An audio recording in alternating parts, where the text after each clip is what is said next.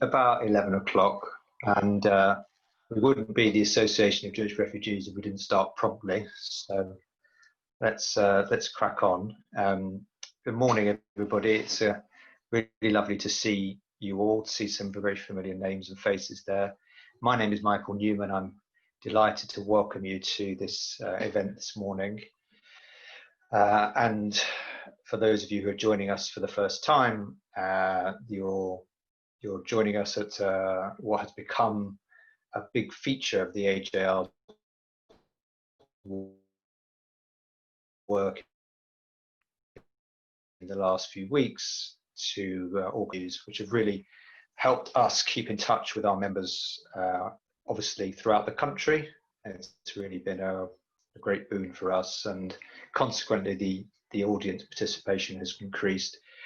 Generally, we're connecting with people online much more than we did just before lockdown, including those who get our newsletter, and arising out of some of the events, we also have a few new members joining us. So much so that we're in this curious position of our total membership actually going up over the last few weeks and months, which is a funny position you would think to be in. A lot of that is people from the second generation joining us, and that's reflected in some of the events that we've done in recent weeks, which speak to a lot of the interests of the second generation, but also the first. We still have a strong membership from within the first generation, and those who are not online, as you would expect, we are continuing to deliver what we call our frontline services, which is the provision of our social welfare assistance. And as I've said at the start of all the events that I've been involved in, if you know of anyone that can benefit from our core services, our primary activities, our primary services, then please do let us know. As you can see on the tiles here, I'm joined by two colleagues this morning, Susan Harrod and Carol Hart. The event, Susan, I'm sure you'll be very familiar with, and Carol, our Head of Volunteer and Community Services. And the way the format of the event will work is we're going to hand over in a minute to our speakers, and then a bit later on, we'll come back to do a Q&A. So if you have got a burning question, then hold on to it whilst the speakers do their talk, and then we will try and unmute you directly, and you can ask the question direct. If that doesn't work, you can mute through Susan. We will relay your question. If you are on Twitter, then please follow us. Sorry, Michael, your Wi-Fi is cutting out. You can ask a question there and to leave nice, kind, friendly messages. I think that's. Is that better? Not great, Michael. No, a little bit cut in and out. Okay, hang on. Let me try and connect this way.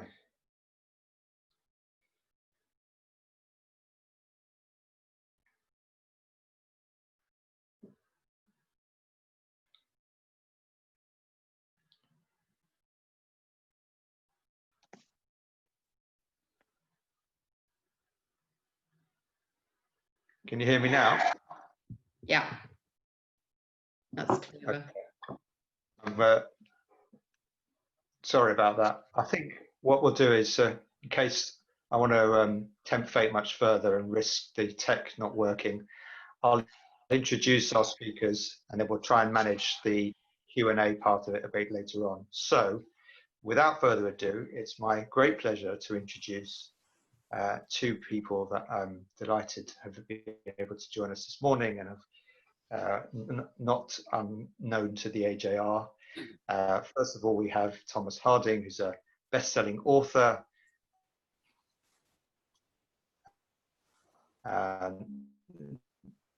whose books have been translated into more than 16 Guardian, and whose number of books have been familiar, no doubt, to the AJR over the past few years. And David Herman, who I'm sure needs little introduction, but is going to get one anyway. He's the contributing editor for the AJR Journal, but he's also written on Holocaust literature for The Guardian, The Independent, The Jewish Chronicle, and elsewhere, including being involved with Renaissance, Jewish Renaissance.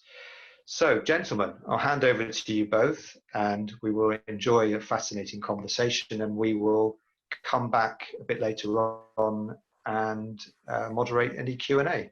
David, Thomas, over to you both. Thank you very much, Michael. I'd like to talk to you, Thomas, about 3 of your books in particular, Hans and Rudolf, The House by the Lake, and Legacy, which all in their different ways, I think, raise fascinating questions about the experience of Jewish immigrants coming to Britain, of German Jewish refugees coming to Britain. It's particularly appropriate that we're talking today because Legacy, of course, is coming out in paperback next month. And there's a new version of The House by the Lake, which has been adapted as a picture book for children, and that's coming out in September. So if I may start with Hans and Rudolf, who were Hans and Rudolf, and what drew you to their story?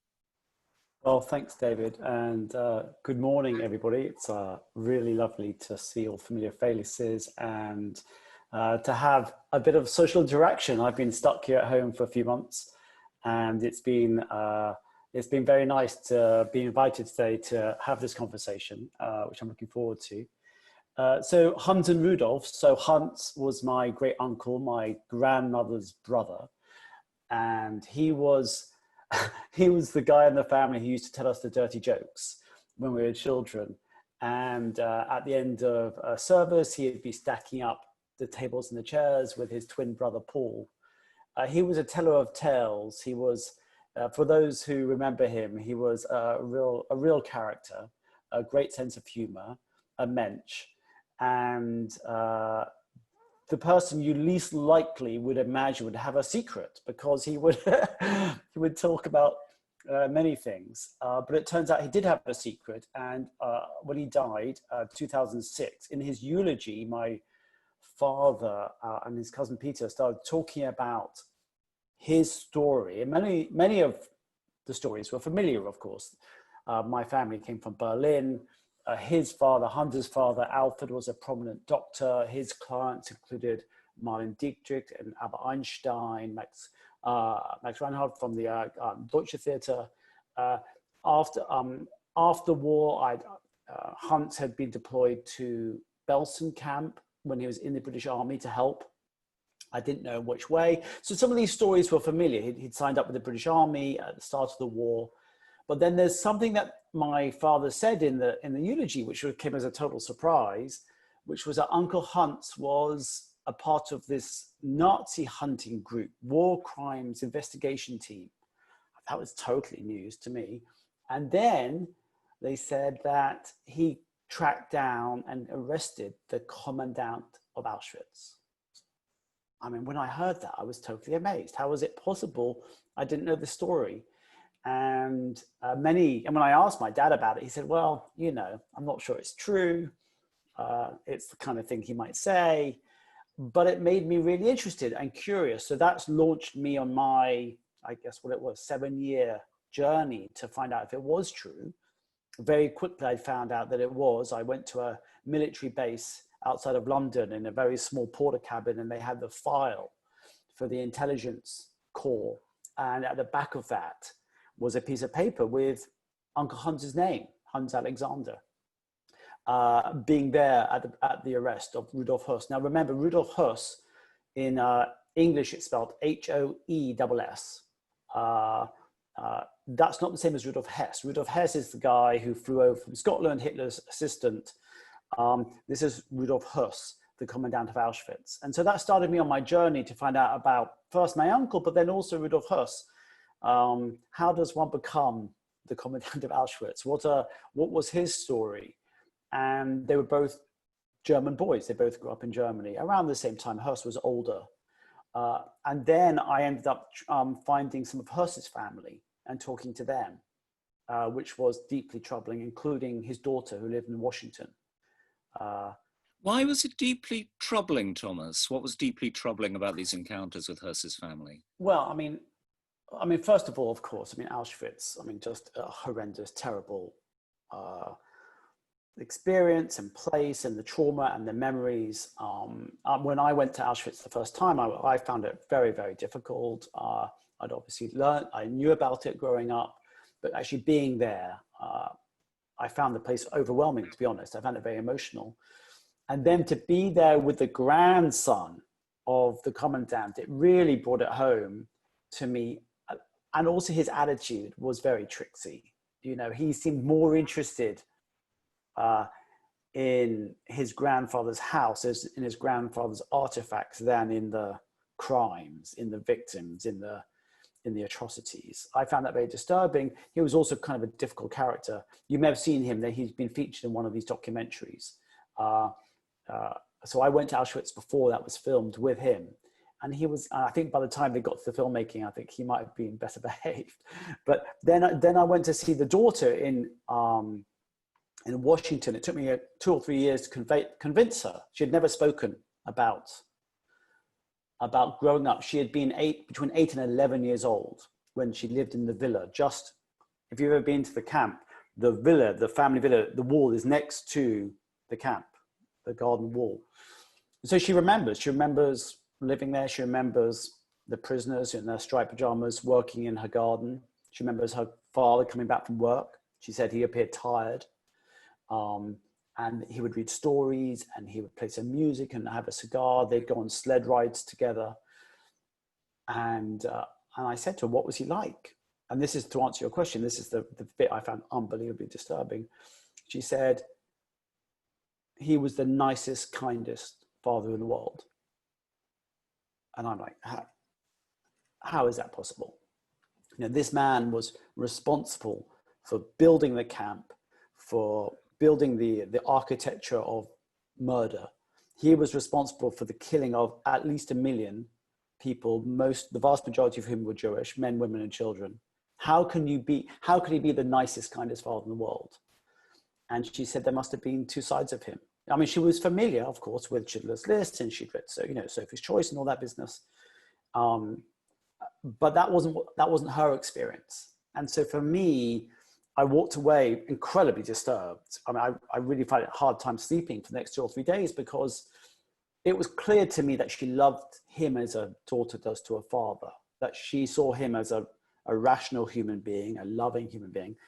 And yet she was also aware, very aware, of the crimes that he'd committed. You know, she made some attempts to normalize it to a degree. You know, he was following orders. If it wasn't him, it'd be somebody else. But, you know, she acknowledged his crimes. So then I was left with the idea of that a human being could actually have both of those in your head at the same time. And I found that very disturbing. And I walked away with the idea that if it's true that he wasn't mad, if he wasn't a psychopath, and he was examined by a few army doctors from the United States in the Nuremberg trials, if that's true, and if he was loved by his daughter, if he wasn't, if he was capable of compassion and empathy as far as the daughter was concerned, well, that says something very deeply troubling, I think, about human beings. It might suggest that we're all capable of evil, and that as well as good, and therefore it's a question of choice. Well, that's for me was very upsetting and disturbing and incredibly worrying, because it means it can happen again. It wasn't just these few crazy psychopaths in Germany, it's a human thing, which means it can happen again. And was this the most disturbing or indeed surprising thing you found out about Herse, or were there a whole number of other things which really you weren't expecting to find out about him? I mean, for me personally, that was the most difficult emotional moment, for sure. But there were so many other interesting things along the way. So, I mean, here's a much more trivial example. According to all the histories, he was born in 1900. And if you go onto Wikipedia, if you go onto any of the official documentation, but I'd found this document in the archives in America, his actual SS records, which showed that he'd actually, somebody, probably him or one of his colleagues, had falsified his birth date from 1901 to 1900 to make him look older, because he ran away at a young age to join the army.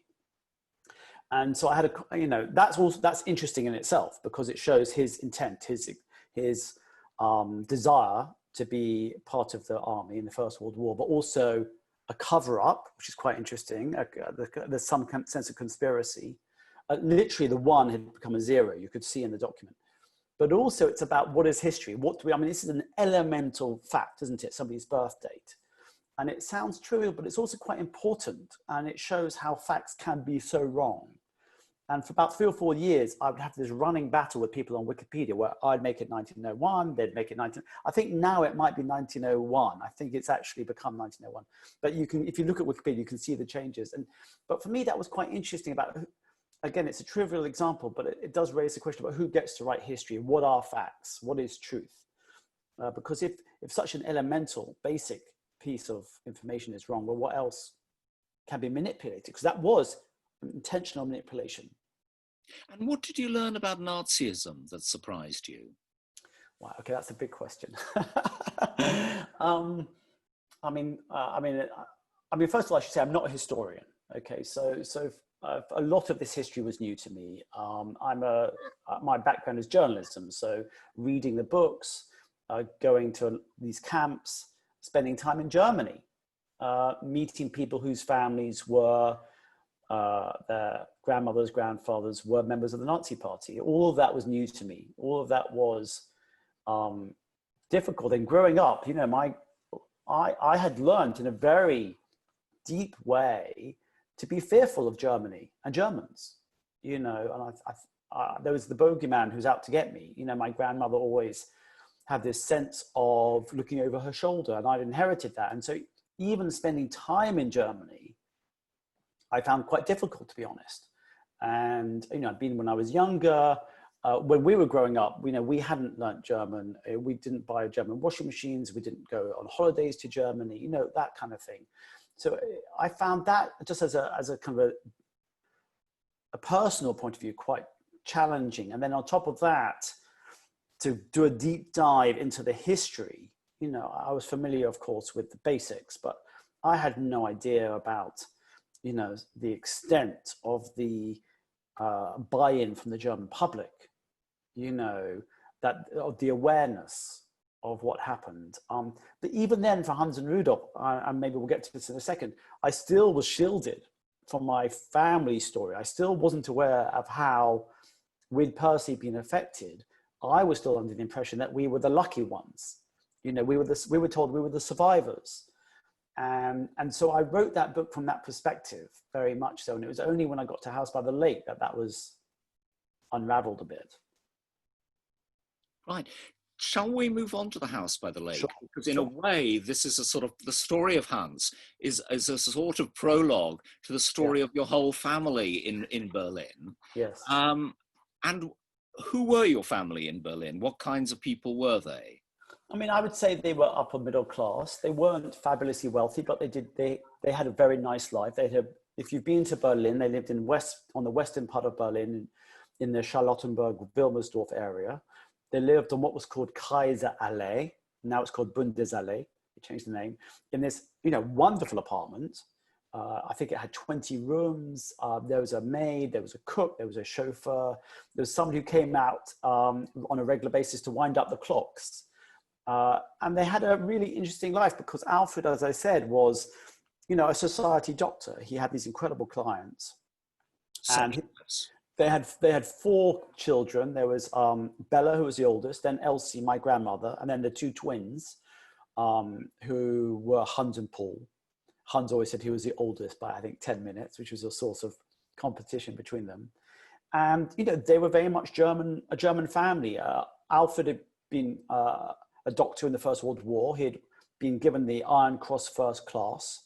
He very much saw himself, and they saw themselves as part of the society. So when the National Socialists rose to power, he was very reluctant, like so many, to leave. He understood that they were a threat, but his belief, his firm belief, was that it would blow over. The Germans would come to their senses. They were sophisticated, cultivated people. And it was really only when the family heard that the Gestapo was coming out to arrest him that they actually finally decided to make the jump. And Well, that was literally a tip-off from it was somebody. a tip-off, yeah, from a client, exactly. And luckily at the time, my great-grandfather was in England at the time visiting his eldest daughter because she just had a baby. And his wife, Henny, said, don't come back. You know, they're out to get you, literally. And over the next 6-8 months, the rest of the family was able to make it out. My grandmother, the last one, during the Berlin Olympics of 1936, she and her mother, Henny, rightly believed that there was a window of opportunity while the international journalists were in town that they could get out. They had to try and sell their businesses and the property in the process to be able to pay for the flight tax, which was imposed on people trying to leave. And that was quite difficult because he had a clinic. It was a Jewish-owned clinic, of course. It was quite hard to sell, but they found it, and they found a buyer at rock bottom prices. And eventually, by the end of the summer of 36, the core family had made it to England. And they were able to take other things out, particular possessions, or? Right. So my grandmother ended up at the Hook of Holland, and she was met by my grandfather, Eric. And she was carrying a typewriter and an eiderdown. And he said, you always travel with an eiderdown and a typewriter? And she said, I'm not traveling, we're leaving, I've left. He didn't know that she had left. And a few months later, some trunks arrived from Berlin. It was still able to move stuff out of Berlin at that time because Alfred had asked the maid to pack everything and send it over. And she interpreted that literally, pack everything. And when they opened up the trunks, they found garbage cans full of trash and rubbish. Also inside was my great-grandfather's First World War uniform. So Hans, with the pike helmet and so on. And my uncles, Hans and Paul, thought maybe that's not a good thing to have in 1936 England. So they went up and down the High Street, Kensington, dropping off different bits in rubbish bins. And then at the bottom of one of the trunks, they found wrapped up in some blankets, the family Torah. And this had been commissioned by one of Alfred's great-grandfathers. It was a mitzvah to have a Torah made, as you know, and they had it in their possession because when he had come to Berlin around 1905, he'd offered it to various synagogues, but only as a loan. It was, it was the family Torah, and they had lots of scrolls, and they're like, we don't need any more, thank you very much, especially if you're not going to give it to us. So actually, luckily, it was in the family apartment, and that's how it ended up coming to England. And the Alexander Torah became the founding Torah for the Belsize Square Synagogue. And that was the Torah that they used for many years for services. Just going back to Dr. Alfred Alexander, yeah. You said that he had some well-known patients, such as whom? So Albert Einstein, Marlene Dietrich, Max Reinhardt, who's ran the Deutsche Theater. He had musicians and physicists and poets, and we have a wonderful artifact. It's a book from his 50th birthday where people wrote messages of support.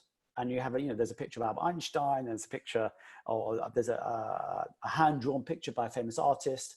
So I mean, they really lived in an extraordinary society. But Alfred, he liked the peace and quiet. And Berlin in the 20s and 30s were really a busy place. It was the center of Europe.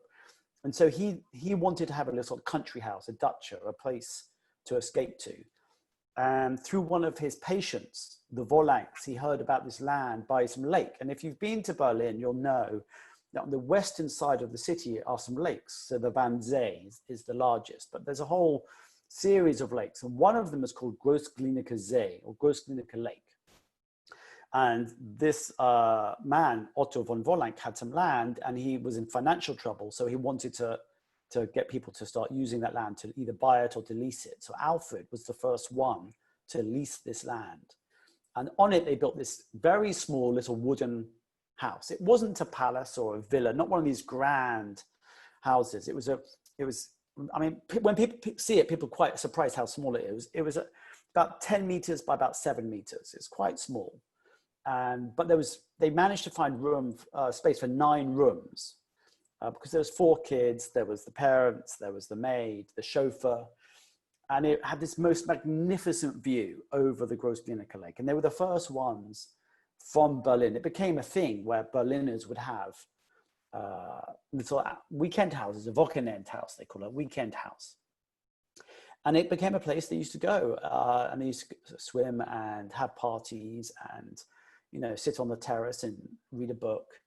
And it was just a place of relaxation, a refuge, if you like, from the busyness of Berlin. So as a writer, you had a choice. You had this fantastic story of your own family and this summer house in near Berlin. But that's not the book you wrote. That's part of the book you wrote. Yeah, but then you wrote an extraordinary book, which is really tells the story of 20th century Germany through the different people later who lived in this house. Why did you make that choice? Well, it's funny you should ask that. So it started out as an investigation about my family in the house. And then I met this guy called Burkhard Radke, who is kind of the unofficial historian of the village. It's a small village. Today it's about 40 minutes from Berlin. The actual boundary of Berlin and Brandenburg runs through the lake. But to get to central Berlin, it takes about 40 minutes. And I walked around the village with this man. And as a child, he'd actually lived in the house right behind the lake, as it happens, lake house. And I asked him about my family and about the history of the village. And then I asked him about his family. And he said, well, for you, the great trauma was 35, 36, when your family was forced to leave. For my family, it was 1945, April 45, when the Russian army arrived in the village. And there was house-to-house fighting. And then they conquered the village, occupied the village. And then there was this period of terror when they went around arresting their men, shooting the men, and in his case, raping his mother in front of him.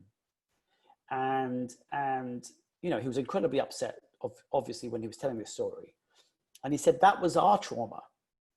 And I suddenly realized, hold on a second, this is really interesting. You've got the same place, the same piece of dirt, and you've got 2 different families talking about profound trauma, but in the same location. Wouldn't it be interesting to try and tell the story of these times through the house, but with various families? So it starts with Otto von Valank, the landowners, then my family, the Jewish family, the cosmopolitan family from Berlin.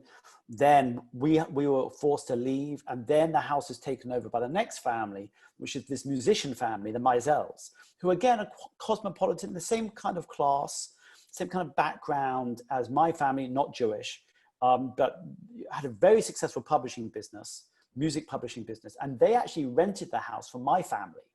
When they were in England, they rented the house. And then when the Gestapo stole the house from my family, they seized it. And remarkably, we have all the paperwork for this. Then the Meisels were offered the opportunity to buy it at a vastly reduced price, of course, through the process of what we call Aryanization, where Jewish businesses, Jewish properties were purchased, Jewish bank accounts were raided. And the Meisels did that.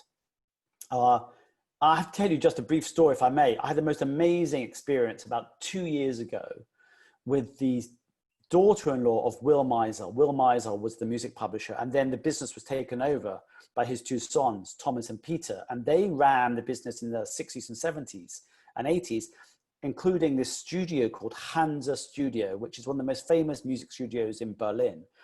And rock groups from around the world came to record at the studio, Hansa, Hansa, including David Bowie, and his Berlin trilogy was recorded in the studio. U2 recorded there. Boney M recorded by the Rivers of Babylon.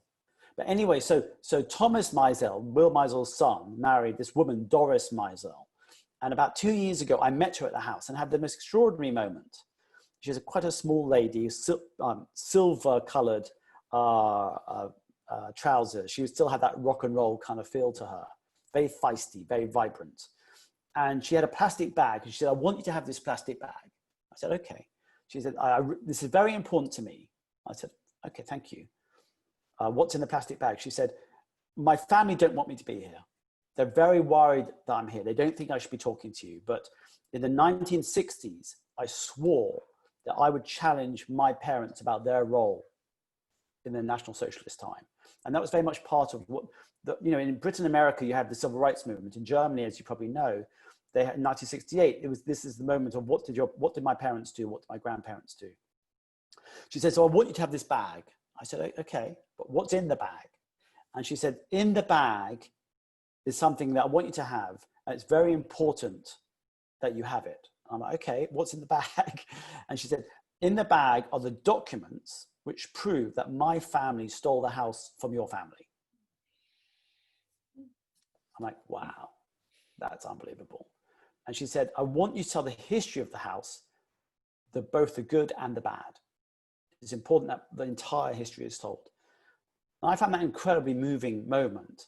And then when we had the open, we eventually, I mean, I'm kind of skipping forward, but the house I ended up coming back to in 2013, and it was in terrible shape. And it's taken us, I don't know, 5, 6, 7 years to renovate and restore. And she was there at the opening of the house. And she had donated some memorabilia from the family, including her husband's pianos and posters. And she was there welcoming people when we opened the house. And there was about 1,000 people there who came to tour the house then. So it's a story of your German Jewish refugee family and their relation to the house. But it's also a way of telling the story of Aryanization, denazification, the Red Army's terror, yeah, East Germany. Because in some ways, it's a fantastic evocation of East German life. Well, one of the things which is just mind-blowing is that it was a lake house. And the lake is about, I don't know, 100 meters from the back of the house. But in 1960s, they built the Berlin Wall between the house and the lake. So they went through the garden. So even though it was a lake house, they couldn't have access to the lake. And that family, the Kuhner family, they had to live in the shadow of the Berlin Wall. Because if you remember, Groß-Glienicke is just west of West Berlin. So Berlin was split between the east and the west, of course. But Berlin itself sat as an island within East Germany. And Groß-Glienicke and the house were in East Germany. So when the Berlin Wall was put up, the house ended up in East Germany. And so the people who lived there, lived in the shadow of this militarized zone, with the towers and the dogs and the lights and the dead zone. And there was actually 2 walls which ran parallel. And I didn't realize, but it wasn't just those 2 walls. There was also a security zone, which was about 100 meters, which ran on the inside of the wall. So the house was actually in that security area. So the people who lived in that house at the time, they couldn't invite people into their house unless they had a special pass. So they were very much living next to it. And I asked them, I said, what was it like, living next to the Berlin Wall? They said, look, it was normal. It's what we did. And it was remarkable how that kind of life, even though it was very gray and dark and quite scary and very difficult, becomes normalized, and they became used to it. Thomas, can I take you back? There was a reference you made that when you were growing up, you grew up thinking that your family were the lucky ones, the ones who escaped, the ones who survived. And without giving too much away from either of the books we've been talking about, that turned out not to be true. Well, this is one of the incredibly devastating moments of the house by the lake. So I was talking to my father, and I asked him, did he have any information about the family? And he, like so many, he was quite interested in genealogy, and he'd been working on a family tree, and he sent me the family tree. And I looked at it, and it was this very large document. He'd kind of taped various bits of A4 paper together. I think there was like 8 different bits of A4 paper with sticky tape. I was trying to work out what was going on, and 6 of the names didn't have dates of death. They had dates of birth, but not dates of death. That happens sometimes when you're trying to work things out and you just can't get the documents. So I called them back and I said, do you know what happened to these people? And these were the uncles and aunts of my grandfather. So the uncles and aunts of his father. So his great uncles and aunts. And I said, what happened to these people? And he said, well, we don't know. They probably went to South America. Some of our family went to South America. Maybe they went to the States. I said, okay. But then I decided maybe I should have a look. So I went on to the Yad Vashem, has this extraordinary database of the victims of the Holocaust. And I went on there. And within 5 minutes, I'd worked out that they hadn't gone to South America. They hadn't gone to the States. They'd been murdered as part of the Holocaust. And two of them, for example, my grandfather's uncle and aunt were deaf, profoundly deaf. And they were still living in Berlin until 1943, working in a factory. And they were part of the last roundup in 1943, where they were dragged from their houses and along with about 3,000 other people marched through the streets to a train station and then sent to the camps to the east. And when I asked my father about this, and then his brother and his sister, I said, did you know about this? He said, absolutely not. We had no idea. And they had always been told that everyone, as I told you earlier, had survived. And that's quite, and for me, that's, I mean, for obvious reasons, incredibly disturbing. And it's also at the same time interesting to know why my grandparents would have chosen not to have told their children. And I asked my dad, and he wasn't sure. You know, there was no mention of it ever. And my grandmother, I mean, she was Elsie, who some people might remember. She was this larger-than-life character, shock of white hair, red lipstick, constantly smoking. She was fascinated by history. You know, she was a tourist guide. She used to go around Britain, often with German tourists, showing, and she would love lording it over them, talking about British fair play and Shakespeare, and she would take them to Coventry Cathedral and show how Coventry had been bombed by the Germans. And she also liked to delay the distance between toilet breaks. That was her small act of revenge. But, you know, she was fascinated by history. So it was quite interesting that she clearly chose not to share that with her children and her grandchildren, even though later on she took us back to Berlin. I mean, the first time I ever saw the house by the lake was with my grandmother in 1993 when she was 80, and she wanted to show me and my cousins and my siblings the house in Berlin where she grew up, but which had now been destroyed, but the lake house. And it was a very moving experience when we went around. And yet she didn't talk about, you know, this horrific facts from her own family. And there was, I'd heard that you'd applied to have your German citizenship restored. Yeah. Can you tell me, because some members of your family, as you said, they didn't want to buy German washing machines, they didn't want to go to Germany for holidays. Yeah. So can you tell me why you chose that and what the response of your family was? Yes, so, I mean, it was complicated. You know, I think it was partly because of what was going on around Brexit. This happened before the referendum, but I was very anxious about that.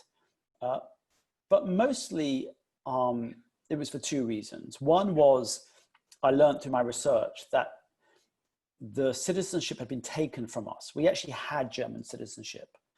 And the Germans have a law as part of their constitution that if your citizenship was taken during the National Socialist time, that by right, you have the ability to get it back, to have it restored.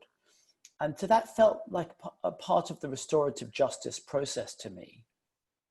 But I think the most important thing was that during the writing of The House by the Lake, during the work on restoring the house itself, I had come in contact with some extraordinarily impressive, generous, compassionate, well-educated Germans. And there's no way that we could have done the work that we did in Germany if they hadn't started with an acknowledgement of the atrocities of the Holocaust. In fact, the reason why I actually went out there in 2013 was because the local villagers were doing a history project about the Jewish families. A quarter of the village used to be Jewish.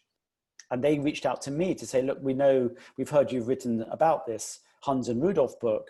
What can you tell us? And it was only because they actually acknowledged the past, that they actually acknowledged the truth, that we were able to even walk through the door. If they hadn't, I don't think I could have done that. And that really, and I told you earlier about this fear that I had walking the streets of Germany, and it really has changed. It has been a very powerful and at times difficult process for me personally, but also for other members of my family. At the beginning, many of them were like, "What are you doing? Are you stupid?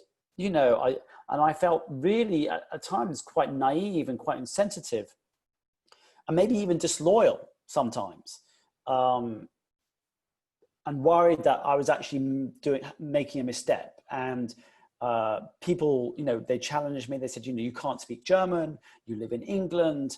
You know, they stole the property from us. What are you doing with this project? And it really made me consider maybe I was doing the wrong thing. But then some of my cousins said, actually, we'd be quite interested in this process. You know, here's an opportunity, a real opportunity at potential reconciliation. You know, we would be making a big mistake if we didn't have a go. And so then a few of us went over there and we started working with the local residents to clean up the house because it was a wreck. You know, the windows were broken. It had been abandoned for 10 years. This is in 2013. There was graffiti on the wall that had been used as a drug den. So the first thing we did is we worked to actually clean up the house. And then we spent the next 5 or 6 years working with the locals to save the house. So it became a Denkmal, a national monument, which it is, amazingly. This tiny little wooden house is a national monument. And then to raise the money to restore it to how it was in the 1930s. And now, I have to tell you, it looked absolutely beautiful. And my grandmother described it as a soul place. And people who go there say that they have that moment, they have an experience, they often have a sense of profoundly being moved, because it has seen this history. I mean, of the time of the National Socialists, of my family, but also the time during the war, the time that the Russians arrived, and there was this fighting in the village, the time of the DDR, the East German period, the time when the wall came down. It's seen this extraordinary history.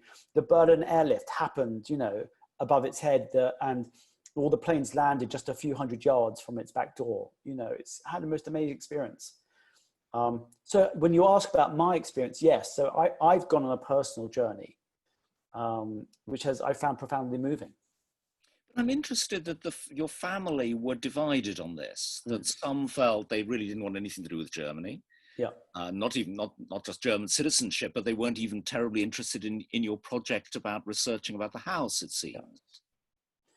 Yeah, so I mean, at the beginning, I would say we were divided. I mean, there was a range of different opinions, but we came up with a working compromise, which was those who want to get involved can get involved, and those who don't have to, and there's no judgment. And I think because we came up with that, maybe organically, people felt comfortable. And then over the next year, 2 years, 3 years, I would say everyone, and I can't think of any exceptions now, has now come on board. They've joined the project, they've visited the house, they've supported the project in various ways. There's no one now who actually says it was a bad idea. No, there's some people who are more involved than others, but you know, it has been, I would say, a consensus now that it was a good idea. And I think certainly for a while, there was some concerns about, you know, what would my grandmother think? What would Hunts think? And I think people that view has shifted now as they've gone on their journeys, they've met the people in the village. And as I said, look, I'm not going to lie, there have been difficulties. You know, there's been some resistance within the village from some people in the village. There's some people politically who are not sure about what we're doing. But the vast majority of the local residents, and certainly of the politicians and of the media, has been overwhelmingly positive. And don't forget Brandenburg, the houses in Brandenburg, which in the most recent election voted, I think, at least 20% for the AfD, the far right party. So this is not liberal Berlin. This is within a context of, you know, this upsurge in populism. And the work that we're doing at the house is partly about looking back at the past, but it's also looking at the future and trying to use the lessons of history to build a better future. So we work with newly arrived refugees, we work with people in the village, we have sports events and workshops, and people come from around the world who want to see the house. So it's very much, it's certainly not a dead museum, it's certainly a place of education and active reconciliation. Thomas, I could talk to you and listen to you for hours, but and I'm mindful that we haven't got round to talking about legacy at all, the story about the Joe Lyons business and another branch of your family. Sure. in which the history of 20th century Britain is told through one business. But I've promised Michael that I'll hand back to him to handle the questions and answers. If there aren't enough questions and answers, I'll wait here just in case I can get back to some of these other issues. But in the meantime, many thanks. No, thank you, David. Well, thank you both. I realise that I think we've done ourselves a disservice here, because this could have been a Radio 4 interview platform. It was absolutely fascinating stuff. And also, I think, although some of the themes and some of the history will, of course, be familiar, particularly to our members, I think the aspect which brings it up to date, the topicality of it, the fact that there is this Erinnerungskultur in Germany ongoing, and the house exemplifies that. I think that will be of particular interest, because you're spanning back a century of the history of Berlin, if not long. So we do have some time for some questions. Taking our life into our hands here. Let's see how we can do this. I've had a question by chat, Michael. Okay, go on. Maybe I can start off with the first question, and then if you perhaps wave, we'll try and get to you between the three co-hosts, Carol Hart, myself and Michael, make sure everyone. So the first question was actually from Jill Allenby. She said, how did you track down the intelligence file for Hans? Yeah, that's a great question. So as I said, I'm not a historian, and this was all totally news to me. And I spoke to, because I'm a journalist, I just pick up phones. So I just picked up a phone to somebody who wrote a book about Belsen. And I said to him, look, I have no idea what I'm doing. Can you help? And he said, look, I've never heard of this group, but maybe there's this thing called the Intelligence Corps Association, and they have a little museum out in Bedfordshire. Maybe they might know. So I just went out there in my little blue Volvo and turned up at the main gate, and they did a military they looked at my ID, and I went to see this guy called Major Edwards, who I think is now retired. And at the time, it was a very unsophisticated, I haven't been there for a while, very underfunded, very underappreciated place, but with unbelievable material.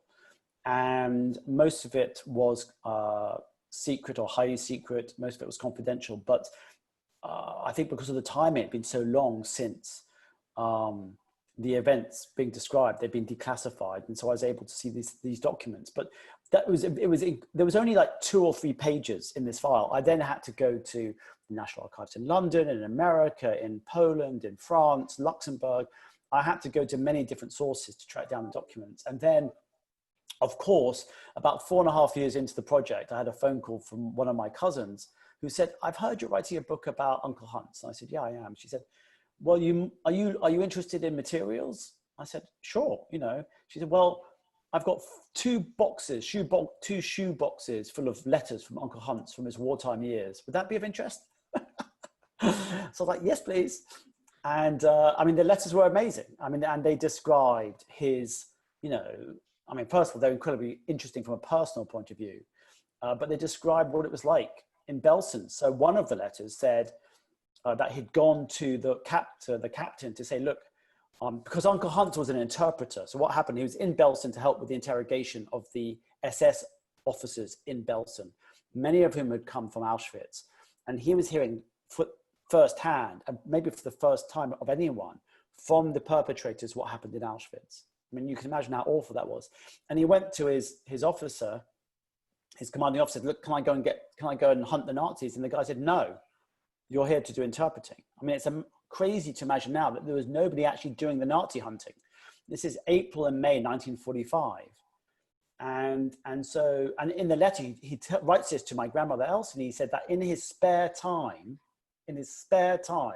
he went looking for the SS bastards. That's what he did in his spare time. It's totally amazing. And there was only one unit in the entire British Army, the number 1 War Crimes Investigation Team, whose job it was to do war criminal work. And he was the only one. And of course, it was because he was a German Jew. It was important to him. But that's how I found the documents. There's a question from Michael Brown. I saw him waving his hand before. Michael, do you want to unmute yourself? And then it says Gail Phillip, but I can see it's a gentleman that's waving his hand.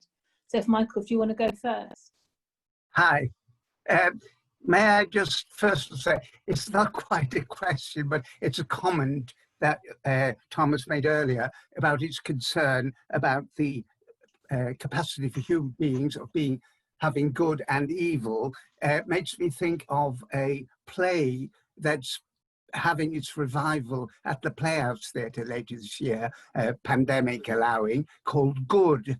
And it's about a non-Jewish German doctor in the 30s who has a very close Jewish doctor friend, and who this German gradually ends up as a camp doctor in a concentration camp. And I think it very strongly bears out how somebody can move from being a decent human being to being sort of enticed to follow the evil of the Nazis.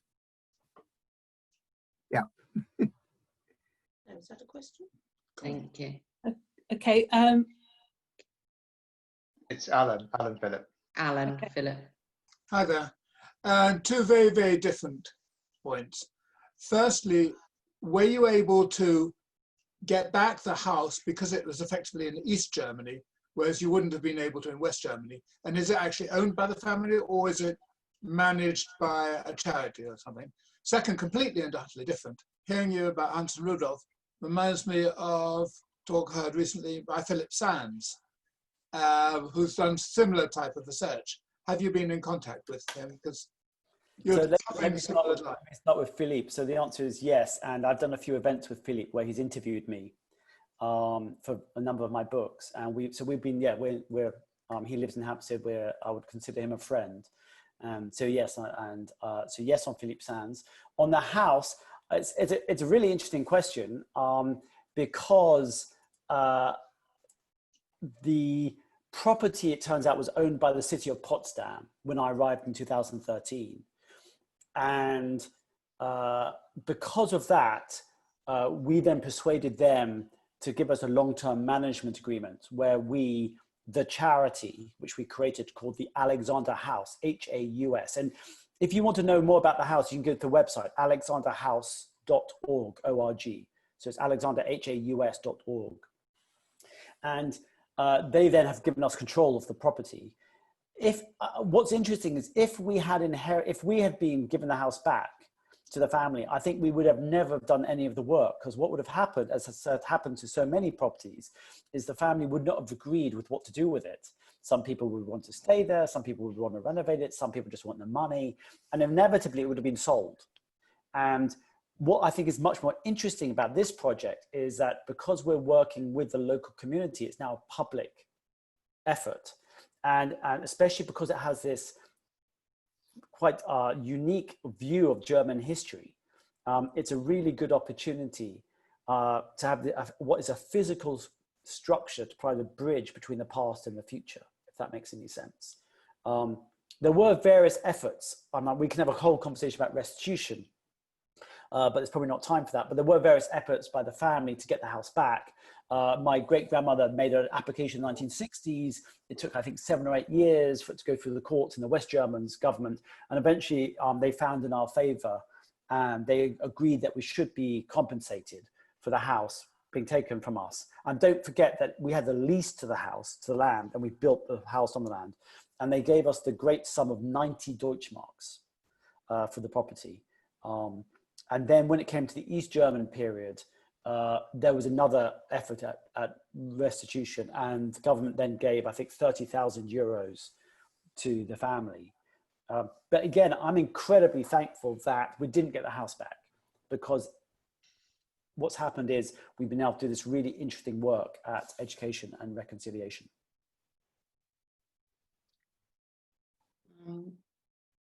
Thank you. Any other questions? If you need to give a little wave. I can see Jill. Jill again. Hi, Jill. Jill, you need to unmute. Hang on 1 second, Jill. Just you need to unmute yourself. Yeah. You need to unmute yourself. Okay, am I muted now? Yes, it's Gilly Allenby. Oh, sorry, Gilly. It's sort of a subsidiary question to my first question. My late father was involved in the denazification program.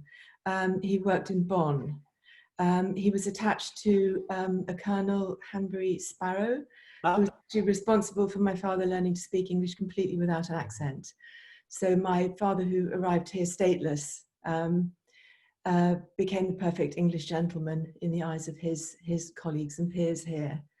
So I'm wondering how I can find out about the denazification program.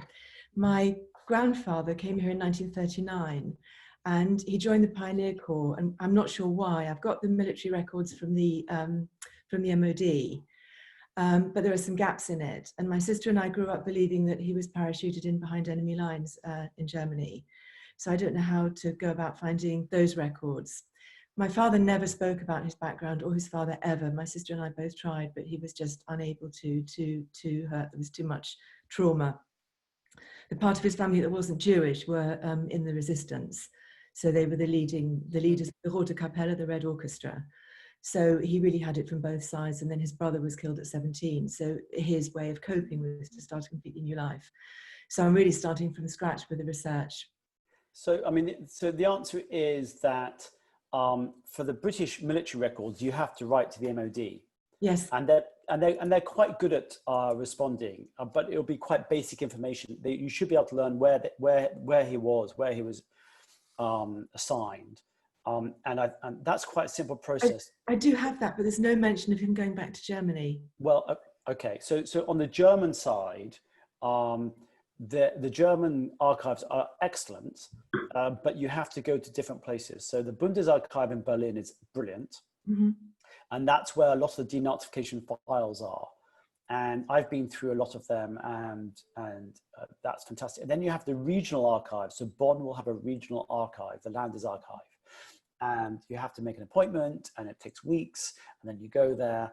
And then sometimes there's city archives. So for example, I found the Gestapo file on my great-grandfather in the city archive of Potsdam. They had a whole file on him in Potsdam. And in there were letters from the Gestapo written to his former clients saying, "Dear Mr. So-and-so, Mrs. So-and-so, we believe that you were a client of the former Jewish doctor Alfred Alexander. We have his list of bills, and we'd like to inform you that you owe money to him, and therefore we are going to collect it on his behalf." And these were small amounts of money. And then we have all the replies from them. And what some of them say things like, you know, I never attended that doctor. Some of them said things like, I'm a good German Aryan, and they'd provide their family tree explaining how they're good Aryan. And some of them said, look, we don't owe the money because he never cured us of lumbago, or I still got the cough, you know. But can you just imagine receiving one of these letters from the Gestapo saying, I know that you were part of it, and they must be terrifying. So these files do exist, but it's hit and miss. And you have to go to different levels. And unfortunately, there's no easy solution. You're just going to have to go to the city or the state or the National Archives. And it can be very frustrating because some of these German librarians take their job incredibly seriously. Thank you. I think George Vulcan's got a question. No? Yeah. George, you need to unmute yourself if you have.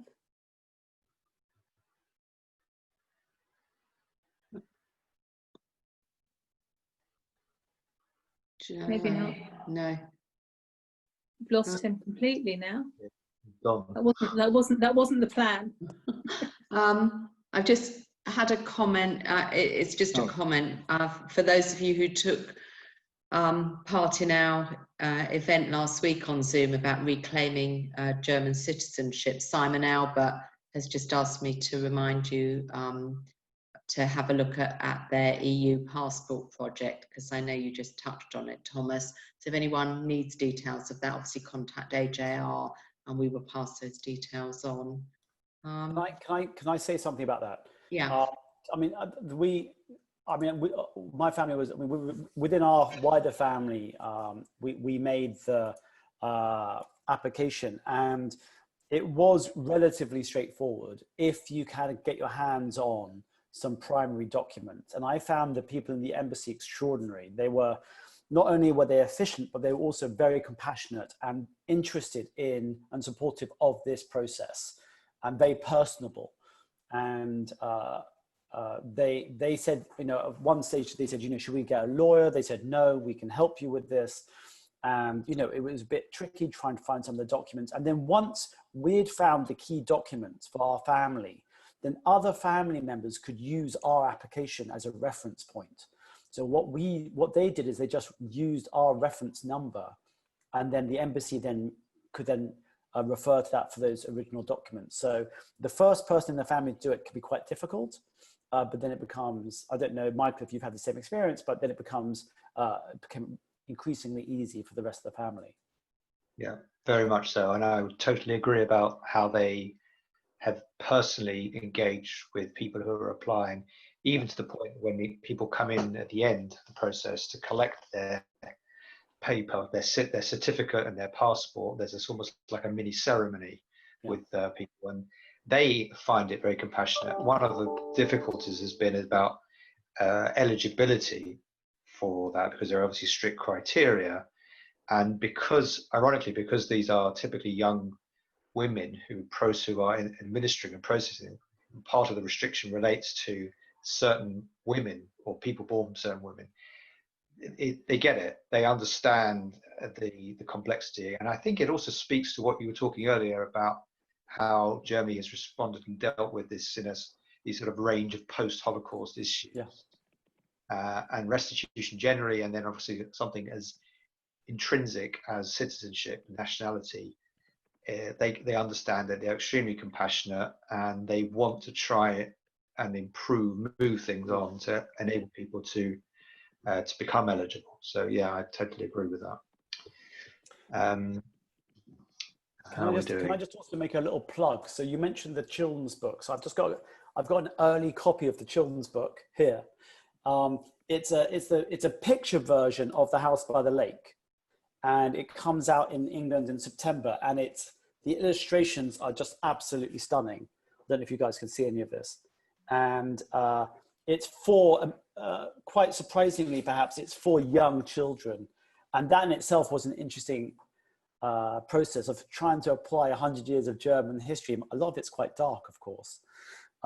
And so that a 6 or 7-year-old can understand. But Britta Teckentrup, who did the illustration, she's a very well-known German illustrator, I think has done an extraordinary job. The book's out now in Germany and in Holland and in Italy, but it's coming out in Britain and other countries in September. So hopefully you guys can check that out. Great, thank you. Any other questions, if you want to give a wave? Right, so I've got a gentleman on called Peter Meisel, who I'm not sure is of the Meisel family you spoke about, but Peter, no. But Peter, I've unmuted you if you want to ask your question. Sorry? Hello? Sorry? We can't hear you very well. Oh. Peter, you just muted yourself. There we go. Do you want to ask your question? Yeah, question. The question that I wanted to ask is that I understand that he did some research in Auschwitz. I have my father's cousin was in Auschwitz. His name was Joseph Meisel, and he escaped with help from the outside with a Hungarian, I think he became Prime Minister of Hungary, I'm not sure. He wrote 2 books about his escape, Herman, and whether or not he came across that during his research. And it's a coincidence that my name is Meisel, and he was talking about Meisels, I believe, who obviously owned the house. So Peter, thank you for the question. The answer is, I mean, no and yes. I mean, yes, in that I was aware of various efforts of escape. I mean, there were extraordinarily few from Auschwitz. The Rudolf Höss, the commandant, would